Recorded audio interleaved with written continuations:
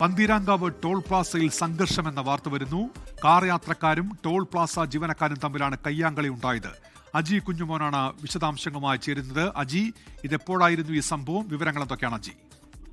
Doctor Umesh, ഇന്ന് വൈകുന്നേരം 8 മണിക്ക് ശേഷമായിരുന്നു ഇത്തരത്തിലൊരു അക്രമ സംഭവം ഈ പന്തീരങ്കാവ് ടോൾ പ്ലാസയിൽ നടന്നത്. ഈ പന്തീരങ്കാവ് ടോൾ പ്ലാസയുമായി ബന്ധപ്പെട്ട അടുത്തിടെ വലിയ തരത്തിലുള്ള ആക്ഷേപങ്ങളും പരാതികളും ഒക്കെ ഉണ്ടായിരുന്നു. ഇന്ന് അതിലേക്കൂടെ പോയിരുന്ന ഒരു കാറിന്റെ ഫാസ്ടാഗിനെ ചൊല്ലിയുള്ള തർക്കമായിരുന്നു ഇന്ന് ഉണ്ടായിരുന്നത്. ഈ വാഹനം നിർത്തുമ്പോഴേക്കും അവിടുത്തെ ജീവനക്കാർ വാഹനത്തിൽ വടി ഉപയോഗിച്ച് ആക്രമിച്ചു എന്നാണ് ഈ പ്രധാനമായും പരാതിയിൽ പറയുന്നത്.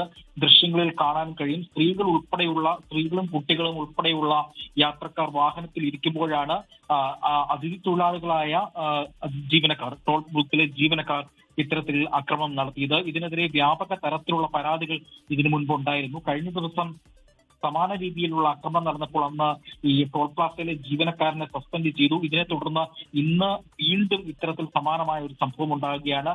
ഈ ടോൾ ബൂത്തുമായി ബന്ധപ്പെട്ട് പലപ്പോഴും ഈ ഫാസ്ടാഗിൽ പൈസ ഈടാക്കുന്നതിൽ ചില കാലതാമസമൊപ്പം തന്നെ റീഡ് ചെയ്യാത്ത സാഹചര്യം, ഫാസ്ടാഗിന്റെ ടാഗ് റീഡാകാത്ത ചില സാഹചര്യങ്ങളൊക്കെ പലപ്പോഴും ഉണ്ട്. ഇതിലൂടെ വാഹന യാത്രക്കാരുമായി പലപ്പോഴും വാക്കേറ്റവും ഉണ്ടാകാനുള്ള ഒരു ഏറെ സാധ്യതയും കൂടുതലാണ്, നിലനിൽക്കുന്നുണ്ട്. ഒരുപാട് തവണ അത് വാക്കേറ്റം ഉണ്ടാകുകയും ചെയ്തിരുന്നു. ഇന്ന് അത്തരത്തിൽ സമാനമായ ഒരു സംഭവം അവിടെ ഉണ്ടായി. തുടർന്ന് നാട്ടുകാരും ഒപ്പം തന്നെ മറ്റു കാർ യാത്രക്കാരും എല്ലാവരും ചേർന്ന ജീവനക്കാരും തമ്മിൽ വാക്കേറ്റമായി. ജീവനക്കാർ ഈ വടിയും കമ്പും ഉപയോഗിച്ചുകൊണ്ടാണ് ഇത്തരത്തിൽ കാറുകൾക്ക് പോറലുകൾ വരുത്തുകയും നാശനഷ്ടങ്ങൾ ഉണ്ടാക്കുകയും ചെയ്യുന്നു എന്നുള്ള ഒരു പരാതി ഉണ്ടായിരിക്കുന്നത്. വൈകിട്ട് 8 മണി മുതൽ വലിയ തരത്തിലുള്ള ഗതാഗത കുരുക്ക് ഈ പന്തീരങ്കാവ് മേഖലയിൽ ഉണ്ടായിരുന്നു. ഈ ദേശീയപാതയുടെ കോഴിക്കോട് ജില്ലയിൽ തുടങ്ങുന്നത് പന്തീരങ്കാവിലാണ് ഈ പ്രധാനമായും ഗതാഗത കുരുക്ക് അനുഭവപ്പെടുന്നത്.